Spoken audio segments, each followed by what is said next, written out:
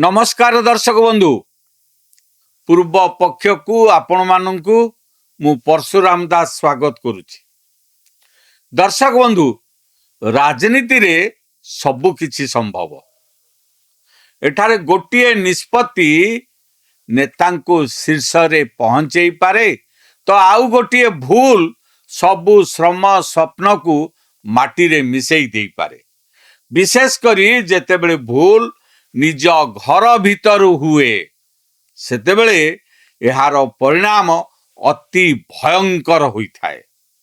आज आमे ओडिशा बीजेपी रो एपरी एक बड़ राजनैतिक हईचई विषय रे कहिबाकू जाउछु बा आलोचना करिबाकू जाउछु, जहा भुवनेश्वर ठारू आरंभ करी दिल्ली सबुठी चर्चार केंद्र बिंदु पालटिछि। भुवनेश्वर सांसद हेउछंती अपराजिता षडंगी। जड़े आईएएस ऑफिसर रु राजनेत्री पालटी थिबा अपराजिता षडंगींकर स्वप्न थिला बहुत बड़, किंतु आज तांको झियो अर्चिता सचिन राहरंकर गोटे दुईटी सोशल मीडिया पोस्ट सांसद अपराजिता षडंगींक राजनैतिक भविष्यत उपरे एक बड़ प्रश्न चिन्ह लगाई देछि। गोटे पटे अपराजिता षडंगींक झियंकर विवादीय पोस्ट आउ अन्य पटे पूर्वतन केंद्र मंत्री तथा संबलपुर सांसद धर्मेंद्र प्रधान झियो नैमिषा प्रधान शांत और शालीन पदक्षेप।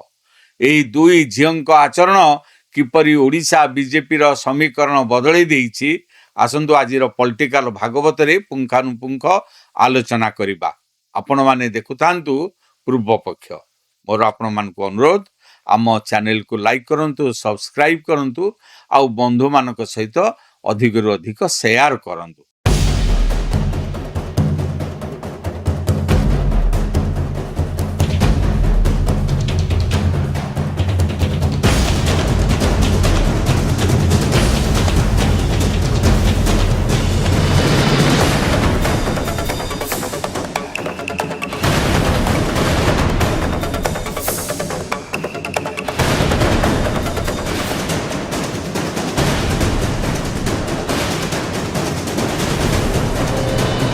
दर्शक बंधु कहानी रो आरंभ हुए अपराजिता षडंगी राजनैतिक यात्रा। बिहार रे जन्म ग्रहण करिथिबा अपराजिता मिश्र ओडिया घरर बोहू हेबा परे हेले अपराजिता षडंगी जने कर्तव्यनिष्ठ आईएएस ऑफिसर भावे ओडिशा रे से बेस प्रशंसा साउंटी थिले, किंतु प्रशासनिक सेवार सीमा भितर रहिबा अपेक्षा जनसेवा और क्षमतार बृहत्तर मंच को आसीबा पाई से निज चाकरी स्वेच्छाकृत अवसर नहीं थिले एवं बीजेपी रे जोग देई राजनीति को आसीथिले। 2019 लोकसभा निर्वाचन रे भुवनेश्वर आसन रु जीती से सांसद हेले, किंतु सांसद हेबा दिन ठारू ही तांकर आकांक्षा केवल भुवनेश्वर भितर सीमित नथिला। राजनैतिक महल रे आलोचना हुए जे अपराजिता षडंगी आखिरे थिला दुईटी बड़ लक्ष्य। गोटे हेला ओडिशार मुख्यमंत्री चेहरा हेबा किंबा केंद्र मंत्रिमंडल रे एक गुरुत्वपूर्ण मंत्री पद हासिल करिबा। एथिबाई तांकर एक स्वतंत्र सोशल मीडिया टीम मध्य काम करुथला, एबे भी काम करुछि। एही टीम अनेक समय रे फेसबुक और ट्विटर रे लोकंक मतामत संग्रह करुथिला जे ओडिशार परवर्ती मुख्यमंत्री भावे अपराजिता षडंगी केते ग्रहणीय हेबे। बीजेपी भली एक कैडर बेस्ड एवं अनुशासित दल रे एपरी व्यक्तिगत प्रचार को केबे भी सहजरे ग्रहण करा जाय नाही। दलर शीर्ष नेतृत्व निष्पत्ति नेबा पूर्वरु निजको मुख्यमंत्री चेहरा भावे प्रोजेक्ट करिबा दल भितर थिबा अन्य वरिष्ठ नेता को बहुत व्यथित करिथिला। दलिया महलरू शुणिबाकू मिले अपराजिता षडंगी भुवनेश्वर लोकसभा निर्वाचन मंडली भितर थिबा विभिन्न विधानसभा रे दलीय संगठन सह तालमेल रखी काम करू नथिले कि एबे भी करू नाहंती। दल जेउ नेता माननकु दायित्व देउथिला बा देउछि, सांसद सेमानंकु समर्थन न करी निजर एक समांतराल संगठन छिड़ा करिथिले ଏବେ ବି ସେ ସଂଗଠନ କାମ କରୁଛି। ନିଜ ଅନୁଗତମାନଙ୍କୁ ନେଇ କାମ କରିବା ଯୋଗୁଁ ସ୍ଥାନୀୟ ବିଜେପି ନେତା ଓ କର୍ମୀଙ୍କ ମଧ୍ୟରେ ତୀବ୍ର ଅସନ୍ତୋଷ ଦେଖାଦେଇଥିଲା। ତଥାପି ଅପରାଜିତା ନିଜ ଗୋଟି ଚାଳନା ଜାରି ରଖିଥିଲେ। ସେ ବାଟ ଚାହିଁ ରହିଥିଲେ ଏକ ସୁଯୋଗକୁ। ଘଟଣାଟି ସେତେବେଳେ ଗୁରୁତର ରୂପ ନେଲା ଯେତେବେଳେ କେନ୍ଦ୍ରମନ୍ତ୍ରୀ ଧର୍ମେନ୍ଦ୍ର ପ୍ରଧାନ ନିଟ୍ ପ୍ରଶ୍ନପତ୍ର ପ୍ରଘଟ ମାମଲାରେ ନିଜ ପଦବୀରୁ ଇସ୍ତଫା ଦେଲେ। ରାଜନୈତିକ ସମୀକ୍ଷକଙ୍କ ମତରେ ଅପରାଜିତା ଷଡ଼ଙ୍ଗୀ ଗଣିତ କାଢ଼ିଥିଲେ ଯେ ଧର୍ମେନ୍ଦ୍ର ପ୍ରଧାନ ଇସ୍ତଫା ଦେବା ପରେ ଓଡ଼ିଶା କୋଟା ଏବଂ ମହିଳା କୋଟାରୁ ତାଙ୍କୁ କେନ୍ଦ୍ର ମନ୍ତ୍ରିମଣ୍ଡଳରେ ସ୍ଥାନ ମିଳିପାରେ। ମନ୍ତ୍ରୀ ହେବାର ସ୍ୱପ୍ନ ପୂରଣ ହେବାକୁ ଯାଉଛି ବୋଲି ସେ ମନେ ମନେ ଭାବୁଥିଲେ। କିନ୍ତୁ ଠିକ୍ ଏହି ସମୟରେ ଘର ଭିତରେ ହିଁ ହେଲା ବଡ଼ ଧମାକା। ଅପରାଜିତା ଷଡ଼ଙ୍ଗୀଙ୍କ ଝିଅ ଅର୍ଚ୍ଚିତା ସଚିନ ରାହାର ସୋସିଆଲ ମିଡ଼ିଆରେ ପୂର୍ବତନ କେନ୍ଦ୍ରମନ୍ତ୍ରୀ ଧର୍ମେନ୍ଦ୍ର ପ୍ରଧାନଙ୍କ ବିରୋଧରେ କଡ଼ା ପୋଷ୍ଟ କଲେ। ଗୋଟିଏ ନୁହେଁ ବରଂ ଦୁଇଟି ପୋଷ୍ଟ କରି ସେ ଧର୍ମେନ୍ଦ୍ର ପ୍ରଧାନଙ୍କୁ ରାଜନୈତିକ ଟାର୍ଗେଟ କଲେ। ଏହି ପୋଷ୍ଟ ଭାଇରାଲ ହେବା କ୍ଷଣି ରାଜନୈତିକ ପରିବେଶ ସରଗରମ ହୋଇ ଉଠିଲା।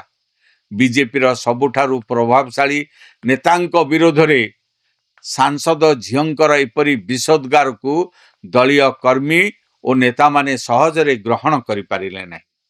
ଅପରାଜିତା ଷଡ଼ଙ୍ଗୀ ଭାବୁଥିଲେ ଏହି ପୋଷ୍ଟ ତାଙ୍କୁ ରାଜନୈତିକ ଫାଇଦା ଦେବ, କିନ୍ତୁ ଏହା ସମ୍ପୂର୍ଣ୍ଣ ବୁମେରାଙ୍ଗ ସାବ୍ୟସ୍ତ ହୋଇଛି ବୋଲି ଏବେ ଦଳୀୟ କର୍ମୀଙ୍କ ମହଲରେ ଆଲୋଚନା ହେଉଛି। ଏହି ପୋଷ୍ଟ ସାମ୍ନାକୁ ଆସିବା ପରେ ନୂଆଦିଲ୍ଲୀରେ ଥିବା ବିଜେପିର କେନ୍ଦ୍ରୀୟ ନେତୃତ୍ୱ ଏବଂ ଆର୍ଏସ୍ଏସ୍ ବା ସଂଘ ପରିବାର ମଧ୍ୟରେ ଅସନ୍ତୋଷ ପ୍ରକାଶ ପାଇଥିବା ଏବେ ଦଳୀୟ ମହଲରେ ଆଲୋଚନା ହେଉଛି। ବିଜେପିର ମା ବାପା ବୋଲାଉଥିବା ସଂଘ ବା ଆର୍ଏସ୍ଏସ୍ ସଦା ସର୍ବଦା ଶୃଙ୍ଖଳା ଓ ସଂସ୍କାରକୁ ପ୍ରାଥମିକତା ଦିଏ। ସାଂସଦଙ୍କ ଝିଅ ଦଳର ଜଣେ ବରିଷ୍ଠ ନେତାଙ୍କୁ ସୋସିଆଲ ମିଡ଼ିଆରେ ଆକ୍ରମଣ କରିବାକୁ ସଂଘ ଆଦୌ ଶୁଭ ଦୃଷ୍ଟିରେ ଦେଖିନାହିଁ। କେନ୍ଦ୍ରୀୟ ନେତୃତ୍ୱ ସିଧାସଳଖ ଏହାକୁ ଦଳୀୟ ଅନୁଶାସନହୀନତା ଭାବେ ଗ୍ରହଣ କରିଥିବା ଏବେ ଆଲୋଚନା ହେଉଛି। ଫଳରେ ଯେଉଁ ଅପରାଜିତା ଷଡ଼ଙ୍ଗୀ କେନ୍ଦ୍ରରେ ମନ୍ତ୍ରୀ ହେବାର ସ୍ୱପ୍ନ ଦେଖୁଥିଲେ ତାଙ୍କ ନାମ ପ୍ରାର୍ଥୀ ତାଲିକାରୁ ବାଦ ପଡ଼ିବା ଏକ ପ୍ରକାର ନିଶ୍ଚିତ ହୋଇଯାଇଛି।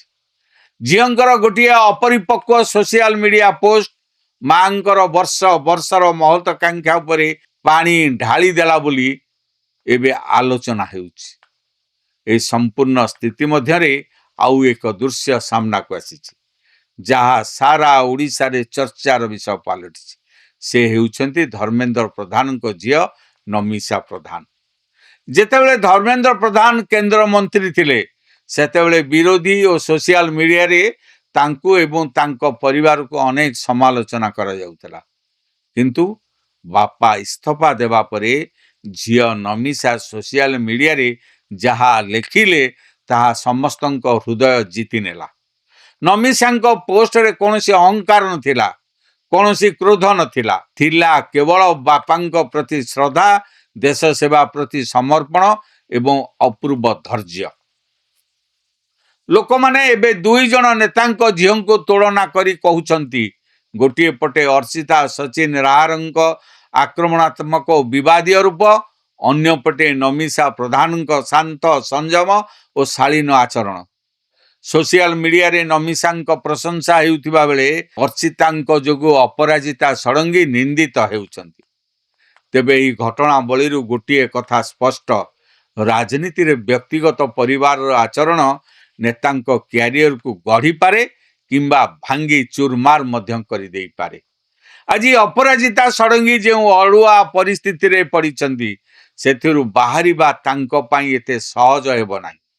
ସେ କ'ଣ କେନ୍ଦ୍ରୀୟ ନେତୃତ୍ୱ ଆର୍ଏସ୍ଏସ୍କୁ ପୁଣି ଥରେ ପ୍ରସନ୍ନ କରିପାରିବେ, ତାଙ୍କ ବିଶ୍ୱାସ ଜିତିପାରିବେ? ଦଳ ଭିତରେ ନିଜର ସେ ଯେଉଁ ବିଶ୍ୱସନୀୟତା ହରାଇଛନ୍ତି ତାକୁ ସେ ପୁଣି ଥରେ ଫେରାଇ ଆଣିପାରିବେ ତ? ନା ଝିଅଙ୍କର ଏହି ଗୋଟିଏ ଦୁଇଟି ପୋଷ୍ଟ ତାଙ୍କ ମନ୍ତ୍ରୀ ହେବାର ସ୍ୱପ୍ନକୁ ସଦା ସର୍ବଦା ପାଇଁ ସମାପ୍ତ କରିଦେଲା?